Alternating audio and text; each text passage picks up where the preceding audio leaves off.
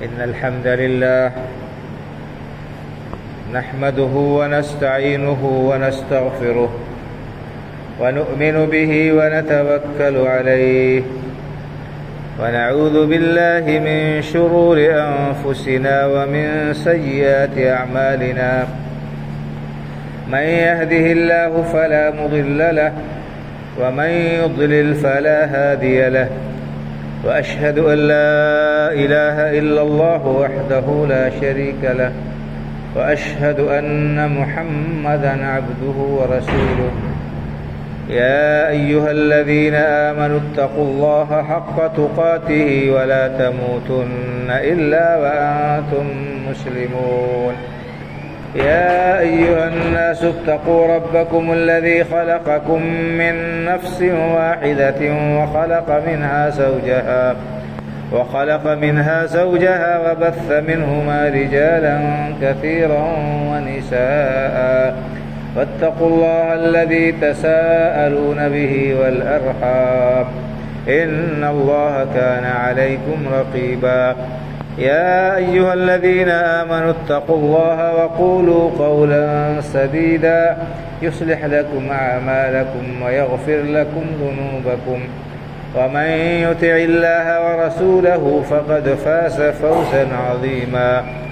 أما بعد، فإن خير الحديث كتاب الله، وخير الهدي هدي محمد صلى الله عليه وسلم، وشر الأمور محدثاتها، وكل محدثة بدعة، وكل بدعة ضلالة، وكل ضلالة في النار.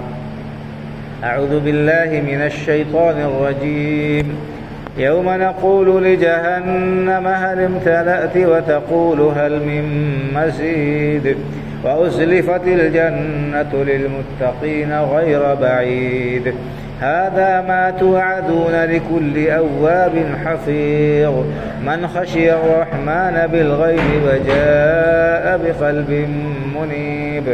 ادخلوها بسلام، ذلك يوم الخلود، لهم ما يشاءون فيها ولدينا مزيد. وكم أهلكنا قبلهم من قرن هم أشد منهم بطشا فنقبوا في البلاد هل من محيص. إن في ذلك لذكرى لمن كان له قلب أو ألقى السمع وهو شهيد. ولقد خلقنا السماوات والأرض وما بينهما في 6 أيام وما مسنا من لغوب. فاصبر على ما يقولون وسبح بحمد ربك قبل طلوع الشمس وقبل الغروب، ومن الليل فسبحه وأدبار السجود. واستمع يوم ينادي المناد من مكان قريب، يوم يسمعون الصيحة بالحق، ذلك يوم الخروج.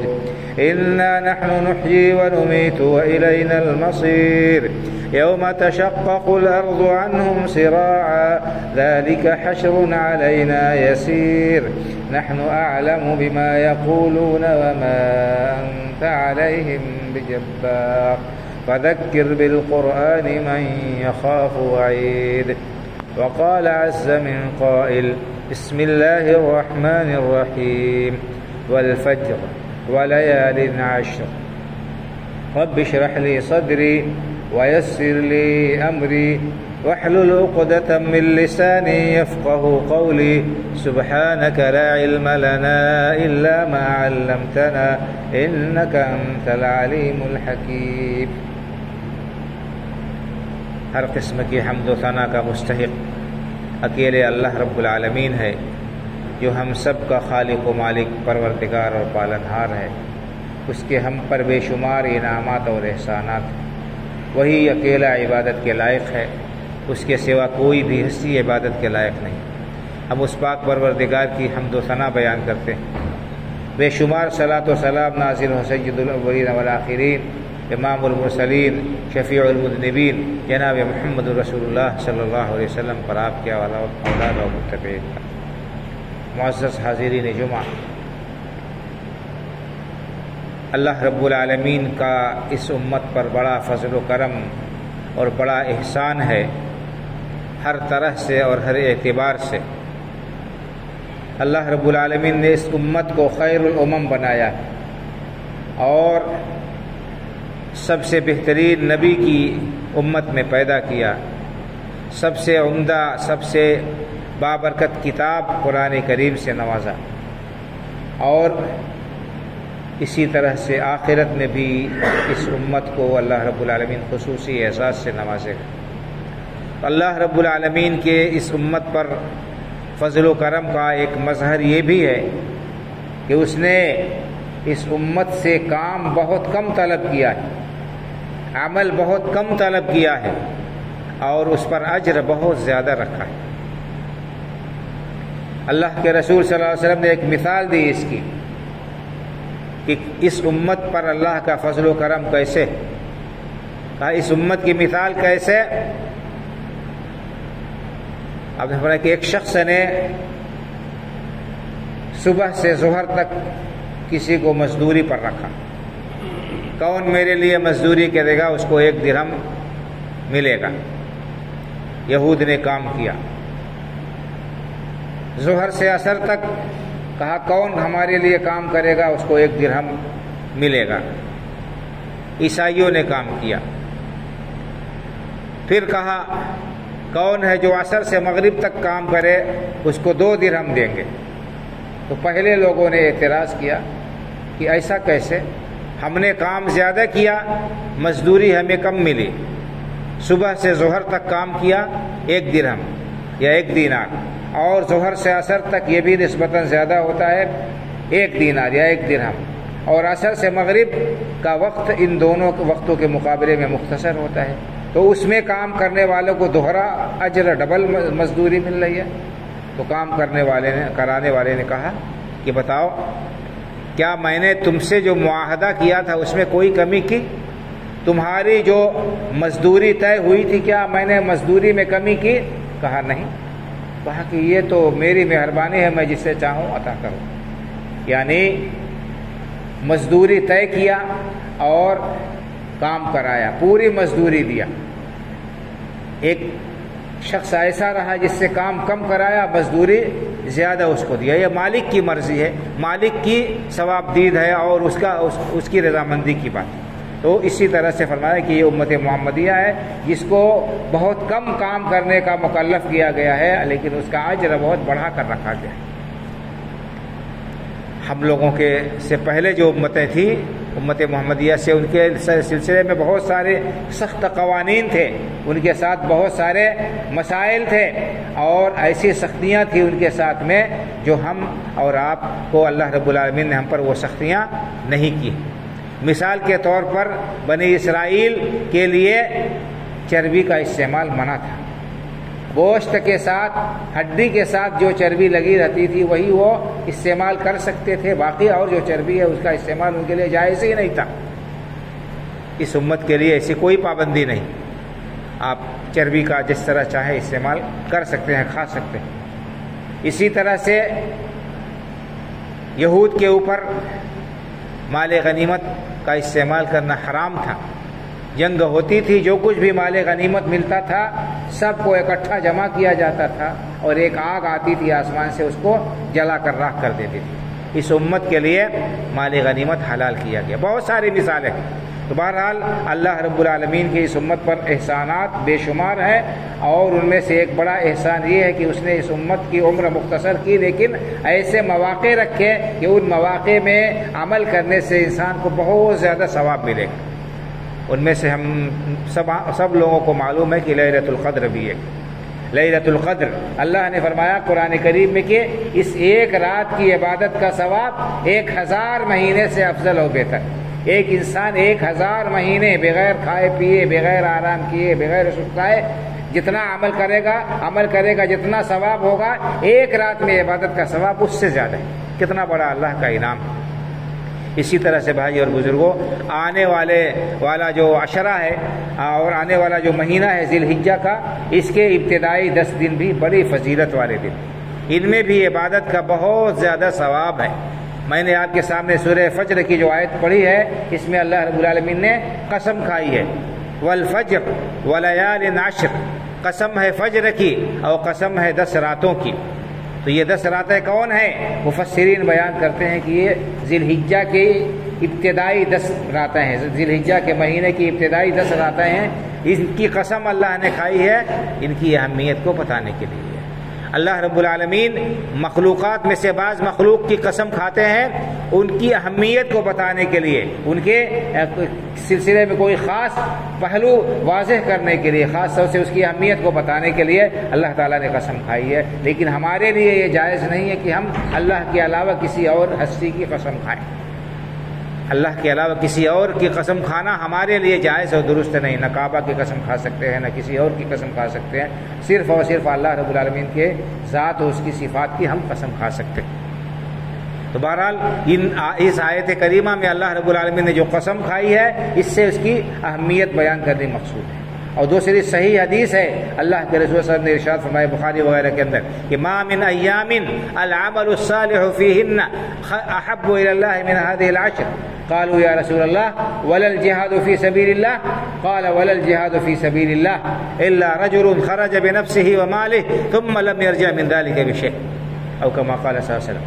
آپ نے فرمایا کہ ذی الحجہ کے ابتدائی 10 دنوں میں انسان جو عمل کرتا ہے وہ اللہ کو بہت زیادہ محبوب ہے، بہت پسندیدہ ہیں وہ عمل اللہ کو، اور سال کے دوسرے دنوں میں وہ عمل کیے جائیں تو ان کا وہ مقام و مرتبہ نہیں ہے اسی عمل کا جو ان 10 دنوں میں انجام دیے جاتے ہیں۔ لوگوں نے پوچھا کہ ولا الجہاد فی سبیل اللہ، اے اللہ کے رسول صلی اللہ علیہ وسلم کیا سال کے دوسرے دنوں میں اللہ کے راستے میں جہاد کرنے کا بھی وہ ثواب نہیں ہے جو ان دنوں کی عبادت کا ہے؟ آپ نے فرمایا ولا الجہاد فی سبیل اللہ، ہاں سال کے دوسرے دنوں میں جہاد کا بھی وہ درجہ وہ مرتبہ نہیں ہے جو ان دنوں کی عبادت کا ہے۔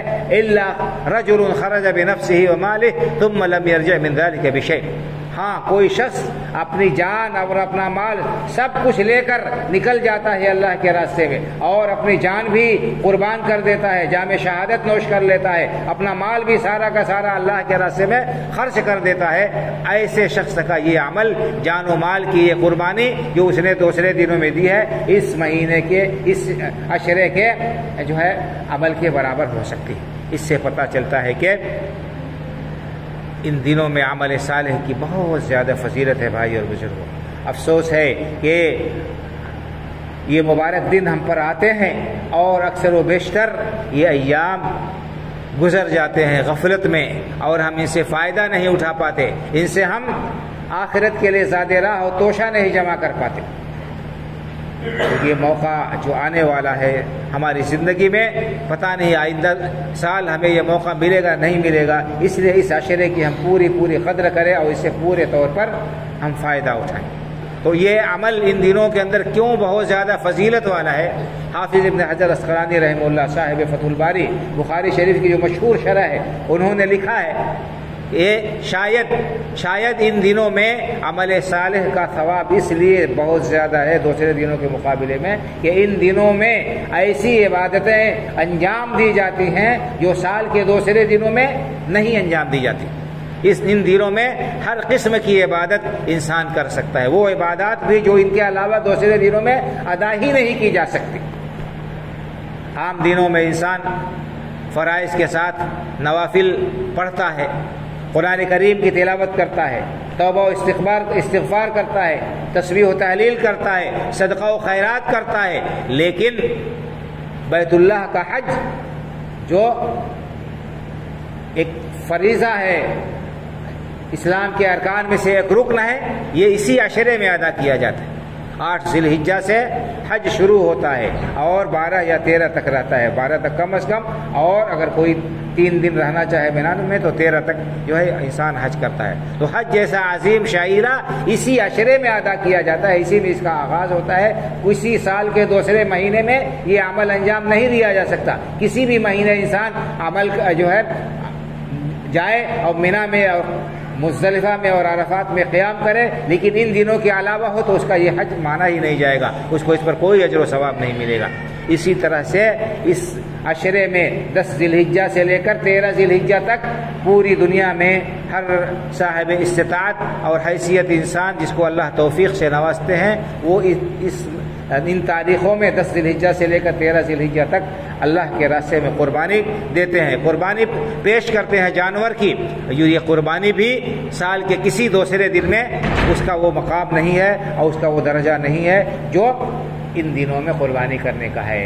انسان صدقہ کر سکتا ہے، اللہ کے نام پر جانور کسی بھی وقت میں ذبح کر کے دے سکتا ہے، قربان کر سکتا ہے، گوشت تقسیم کر سکتا ہے غریبوں میں، لیکن اس صدقے کا وہ ثواب اور وہ مرتبہ نہیں ہو سکتا جو اس ذی الحجہ کے 10 تاریخ سے 13 تاریخ تک اللہ کے لیے قربانی کرنے کا ہے۔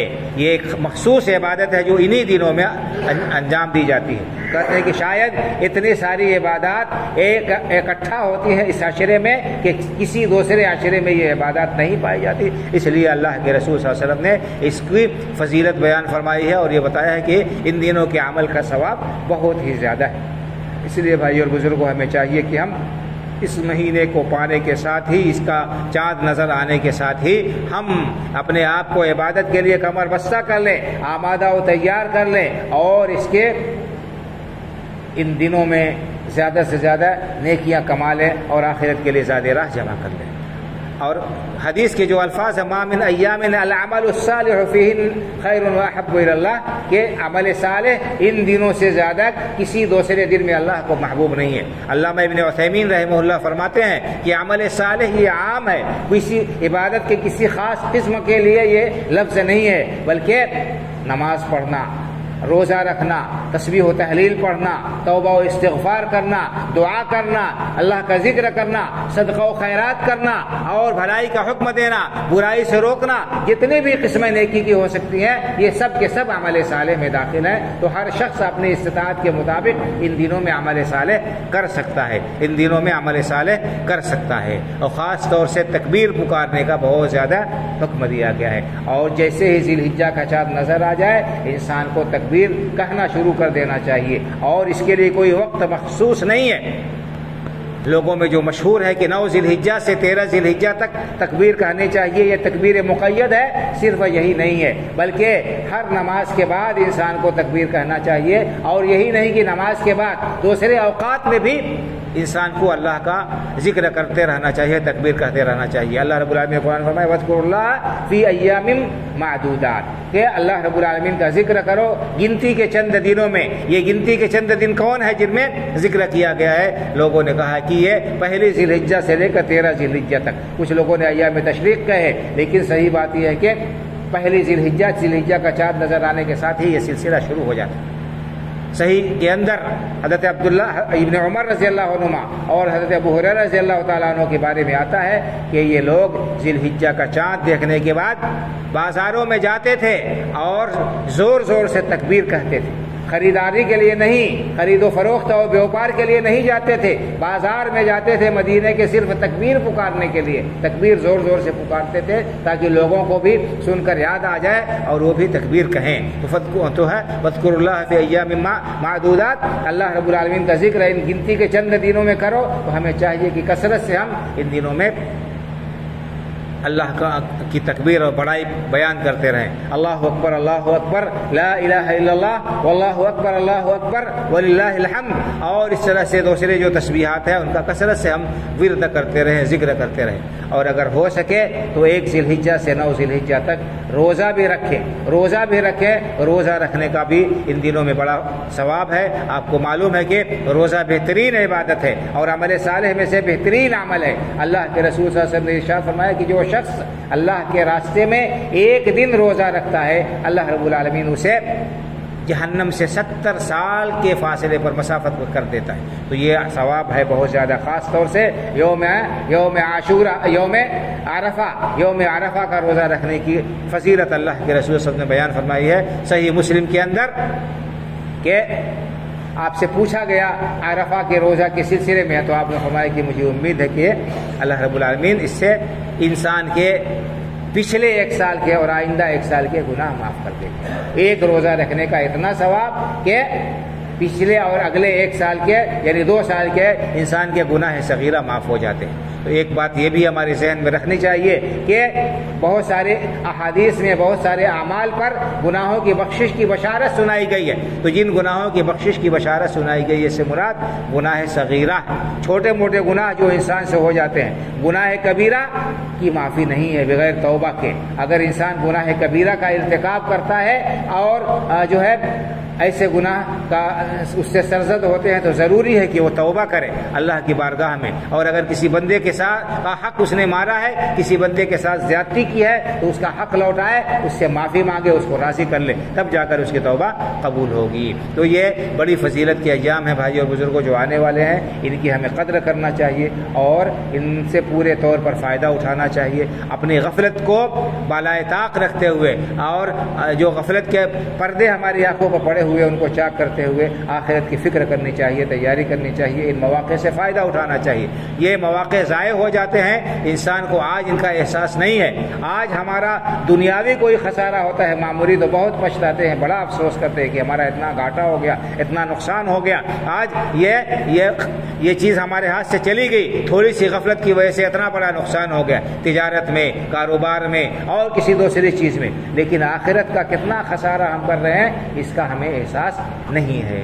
مثال کے طور پر جمعہ ہی کو لے لیجئے، جمعہ کے دن خاص طور سے جمعہ کی نماز کے لیے اہتمام کرنے کا حدیثوں میں حکم دیا گیا ہے اور اس کی تاکید کی بیان کی گئی ہے، فضیلت بیان کی گئی ہے کہ انسان جمعہ کے دن سویرے سویرے نہا دھو کر اچھے سے اچھا جو کپڑا اس کو میسر ہو اسے پہنے اور بہتر سے بہتر خوشبو جو ہے اسے میسر ہو اسے لگا کر مسجد میں آئے، سویرے سویرے نماز پڑھے۔ جو جتنی پہلے آئے گا اتنا زیادہ اس کے نامہ اعمال میں نیکیاں لکھی جائیں گی۔ اور جب امام آ کر ممبر پر بیٹھ جاتا ہے خطبہ دینے کے لیے تو فرشتے جو دروازے پر بیٹھے رہتے ہیں آنے والوں کے نام لکھتے رہتے ہیں رجسٹر میں، وہ اپنا رجسٹر بند کر کے آ جاتے ہیں اور امام کا خطبہ سننے لگتے ہیں۔ وہ پھر امام کے ممبر پر بیٹھنے کے بعد جو شخص آتا ہے وہ جمعہ کی حاضری کا جو خصوصی ثواب ہے، اسپیشل جو رجسٹر تیار ہوتا ہے جمعہ میں آنے والوں کا، اس میں سے اس کا نام نہیں رہتا ہے اس میں اور وہ اس سے غیر حاضر رہتا ہے۔ یہ کتنی بڑی محرومی ہے بھائی اور بزرگوں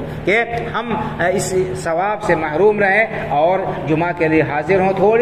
تھوڑی سی سستی ہوتی، اگر ہم تھوڑے سے چاقو چوبندہ ہو جائے تو یہ کام کر سکتے ہیں۔ کوئی کام ہمارے پاس میں نہیں ہے، کوئی کام ہمارے پاس میں نہیں ہے، یہاں وہاں بیٹھے ہیں، گپ کر رہے ہیں یا موبائل سے کھیل رہے ہیں اور غفلت میں وقت چلا جاتا ہے۔ جب اذان کی آواز کان میں پڑتی ہے تب پھر ہم اپنے گھر سے نکلتے ہیں۔ اس وقت آنے سے بھائی اور بزرگوں یہ جو خاص ثواب ہے جمعہ کا اور حاضری جو الفرشتے لیتے ہیں اس میں انسان غیر حاضر ہوتا ہے، تو ہمیں چاہیے کہ ہم اس وقت کو یوں ہی ضائع نہ کر دیں اور اپنے لیے خسارے کے سودے پر راضی نہ ہو۔ دنیا میں تو ہم کوشش کرتے ہیں کہ ہمارا نام سب سے پہلے رہے، راشن کارڈ بنوانا ہوا، کوئی اور سرکاری اسکیم ہوئی تو فراڈ کرتے ہیں اور اپنے آپ کو اس کا اہل ثابت کرنے کی کوشش کرتے ہیں۔ اس میں شرائط ہوتی ہے کہ فلاں شخص ہی جس کے اندر یہ شرط پائی جاتی ہے وہی اس فائدے کا مستحق ہے، لیکن اس تھوڑے سے فائدے کے لیے ہم جھوٹ بولتے ہیں، فراڈ کرتے ہیں اور طرح طرح کے تماشے کرتے ہیں۔ لیکن یہاں اللہ رب العالمین کے ہاں جو یقینی اور گارنٹیڈ جو ثواب ہے جس میں کوئی کمی نہیں ہو سکتی اور اللہ نے کوئی شرط نہیں رکھی ہے، صرف یہ کہ پہلے آ جائے، ہم اس ثواب کو پانے سے، اس فائدے کو پانے کی ہمارے اندر طلب اور جذبہ نہیں ہوتا ہے، یہ بڑی محرومی کی بات ہے۔ تو بہرحال یہ عشرہ ذی الحجہ جو آنے والا ہے، اس عشرے میں ہمیں کمر بستہ ہونا چاہیے، آمادہ و تیار ہونا چاہیے اور ثواب حاصل کرنے کی، ثواب کمانے کی بھرپور کوشش کرنی چاہیے۔ اس کے بعد کچھ مسائل ہیں قربانی کے تعلق سے۔ قربانی سنت موقتہ ہے، اللہ کے رسول صلی اللہ علیہ وسلم نے ہمیشہ کی ہے، اس لیے انسان کو استطاعت ہے تو اسے ضرور قربانی کرنی چاہیے۔ یہ اسلام کا ایک عظیم شعار ہے اور اس سے جان بوجھ کر غفلت نہیں کرنی چاہیے۔ بہتر سے بہتر جو جانور انسان کو میسر ہو اسے کرنا چاہیے، اللہ کی بارگاہ میں پیش کرنا چاہیے۔ اسی طرح سے عیبدار جانور کی قربانی یہ درست نہیں ہے، اس سے احتراز کرنا چاہیے، پرہیز کرنا چاہیے۔ خاص طور سے لولا لنگڑا جانور ہے، کانا ہے، کان کٹا ہوا ہے اور اسی طرح سے اندھا ہے، اس قسم کی جو بیماریاں ظاہر ہیں، اتنا کمزور ہے کہ چل نہیں سکتا ہے، اس قسم کے جانور کی قربانی یہ جائز نہیں ہے، اللہ کے رسول صلی اللہ علیہ وسلم نے اس سے منع فرما دیا ہے۔ اس لیے جو ہے عیبدار جانور کی قربانی سے انسان کو احتراز کرنا چاہیے۔ سینگ کا معاملہ یہ ہے کہ سینگ آدھی یا اس سے زیادہ ٹوٹ گئی ہو یا کاٹ دی گئی ہو تو اس کی قربانی بھی درست نہیں ہوگی۔ اور سینگ کے دو حصے ہوتے ہیں، ایک اوپر خول ہوتا ہے اور ایک اس کے اندر گودا ہوتا ہے۔ اگر صرف خول نکل گئی ہے، اوپری حصہ نکل گیا جو سوکھا ہے، تو یہ کوئی عیب نہیں ہے، انسان قربانی اس کی کر سکتا ہے۔ ہاں سینگ ٹوٹ گئی ہے، اس کا اندرونی حصہ جو ہے جو گودا ہے وہ بھی ٹوٹ گیا ہے، تو اس طرح کی جانور کی قربانی درست نہیں ہے۔ تو ہمیں چاہیے کہ ہم اللہ رب العالمین کی رضامندی کے لیے جو بھی کام کرتے ہیں کریں، قربانی بھی۔ اللہ رب العالمین نے قرآن کریم میں صاف صاف بیان فرما دیا کہ لن ینال اللہ لحومها ولا دماؤها ولکن ینالہ التقوی منکم۔ اللہ رب العالمین کی بارگاہ میں تمہاری قربانی کے جانوروں کا خون اور گوشت نہیں پہنچتا ہے۔ اللہ رب العالمین کو تمہاری قربانی کے جانوروں کا خون اور گوشت مطلوب نہیں ہے، وہ تو تمہارے دلوں کی پرہیزگاری دیکھنا چاہتا ہے، تمہارے دل میں کتنا تقویٰ ہے، اللہ رب العالمین کی رضامندی اور خوشنودی حاصل کرنے کا کتنا جذبہ ہے، یہ اللہ رب العالمین دیکھنا چاہتا ہے۔ اگر دل کے اندر تقویٰ ہے، پرہیزگاری ہے، اللہ رب العالمین کی رضامندی کے حصول کے لیے قربانی کرتے ہو اور جو ہے کوئی بھی نیکی کا کام کرتے ہو، تب تو اللہ رب العالمین کے ہاں وہ مقبول ہوگا۔ لیکن اگر اس کے اندر ریا آ گئی، دکھاوا آ گیا، شہرت طلبی آ گئی، نام و نمود آ گیا، تو سمجھ لیجیے کہ یہ ہماری قربانی رائگاں ہو جائے گی، ضائع اور بیکار ہو جائے گی۔ اس لیے اس سے احتراز کرنا چاہیے، بچنا چاہیے۔ اسی طرح سے حدیث میں یہ بھی آیا ہے کہ جس شخص کو قربانی کرنی ہے ذی الحجہ کا چاند دیکھنے کے بعد وہ اپنے بال اور ناخن نہ کاٹے۔ تو جو لوگ قربانی کرنے والے ہیں، جو قربانی کریں گے، انہی کے لیے یہ پابندی ہے، پورے گھر والوں کے لیے یہ پابندی نہیں ہے کہ پورے گھر والے بال اور ناخن نہیں کاٹ سکتے، یہ ایسا نہیں ہے۔ جو صاحب قربانی کرنا چاہیں، چاہے مرد ہو چاہے عورت ہو، انہی کے لیے یہ پابندی ہے۔ یہ علماء نے صراحت اور وضاحت کی ہے، اس کا بھی اہتمام ہونا چاہیے، اس کی بھی کوشش ہونی چاہیے۔ اسی طرح سے بعض لوگ یہ سمجھتے ہیں کہ قربانی کے جانور کا جو گوشت ہے برابر 3 حصوں میں تقسیم کرنا ضروری ہے، ایک حصہ کھاؤ، ایک حصہ غریبوں کو دو اور ایک حصہ رشتہ داروں میں تقسیم کرو۔ تو ایسی کوئی قید نہیں ہے، جیسی ضرورت ہے اس کے مطابق انسان کام کر سکتا ہے۔ اس کو اگر افراد گھر میں کم ہے، ضرورت نہیں ہے، تو زیادہ حصہ صدقہ کر سکتا ہے یا ضرورت مندوں کو دے سکتا ہے۔ اگر اس کو زیادہ ضرورت ہے، افراد خانہ زیادہ ہے، تو زیادہ حصہ رکھ سکتا ہے۔ بالکل 3 حصے برابر کر کے دینا ایسا کچھ نہیں ہے۔ ہاں لیکن یہ ہونا چاہیے کہ کچھ حصہ غریبوں اور محتاجوں میں بھی جائے، کچھ جو ہے رشتہ داروں اور عزیز و اقارب میں بھی جانا چاہیے۔ سارا انسان اپنے پاس میں نہ رکھ لے کہ جو ہے سب کچھ بھر لے فریزر میں اپنے اور کسی کو کچھ نہ دے، یہ صحیح نہیں ہے۔ اللہ رب العالمین فَكُلُوا مِنْهَا وَأَطْعِمُوا الْقَانِعَ وَالْمُعْتَرَّ کہ خود بھی قربانی کے جانوروں کا گوشت کھاؤ اور جو محتاج ہیں، جو ضرورت مند ہیں اور جو نہیں مانگتے ہیں، سوال نہیں کرتے ہیں، سب کو دو۔ تو یہ حکم ہے، تو اس میں یہ ترغیب دی گئی ہے کہ انسان صرف اپنے ذات تک محدود نہ رہے، اپنے سلسلے میں صرف نہ سوچے، اپنا پیٹ بھرنے کی فکر نہ کرے، بلکہ اور دوسرے لوگوں کا بھی پاس و لحاظ رکھے اور خیال رکھے۔ اور اسی طرح سے ایک مسئلہ یہ بھی ہے کہ قربانی کا گوشت غیر مسلم کو بھی بلا کراہت دیا جا سکتا ہے۔ قربانی کا گوشت غیر مسلم کو بھی بلا کراہت دیا جا سکتا ہے، کوئی ممانعت نہیں ہے اور اس کی پوری اجازت ہے۔ صرف فرض زکوٰۃ غیر مسلم کو نہیں دی جائے گی، عام نفری صدقہ دیا جا سکتا ہے، ان کی مدد کی جا سکتی ہے، انسانیت کے ناطے ان کا تعاون کیا جا سکتا ہے۔ فرض زکوٰۃ غیر مسلم کو نہیں دی جا سکتی، باقی اور ان کا تعاون دوسرے مت سے کیا جا سکتا ہے اگر ان سے کوئی ضرر اور نقصان نہیں پہنچتا ہے تو۔ اسی طرح قربانی کے گوشت کا بھی مسئلہ ہے کہ اسے بھی غیر مسلم کو دیا جا سکتا ہے، اس میں کوئی حرج نہیں ہے۔ مسائل بہت سارے ہیں، باتیں لمبی ہو جائیں گی، لیکن اتنی باتوں پر اکتفا کرتے ہیں۔ اللہ رب العالمین سے دعا ہے کہ اللہ تعالی ہمیں دین کو سمجھنے کی اور سیکھنے کی، اس پر عمل کرنے کی توفیق عطا فرمائے۔ اللہ رب العالمین ان مبارک دینوں کی قدر کرنے کی اور اسے پورا فائدہ اٹھانے کی توفیق عطا فرمائے۔ اسلام پر زندہ رکھے، ایمان پر ہمارا خاتمہ ہو، آمین۔ اقول قولی ھذا واستغفر اللہ لی ولکم ولسائر المسلمین فاستغفروہ من کل ذنب انہ ھو الغفور الرحیم۔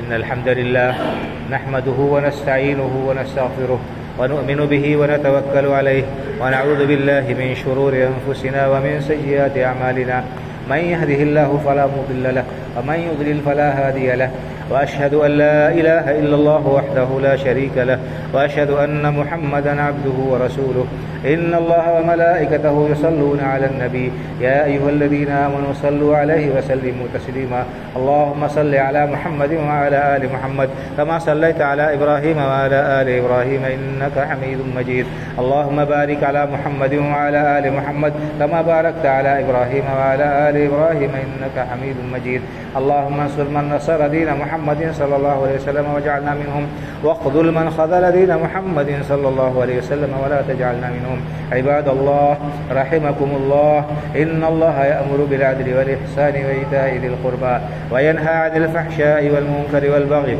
يعظكم لعلكم تذكرون فاذكروا الله يذكركم وادعوه يستجب لكم ولذكر الله أكبر والله يعلم ما تصنعون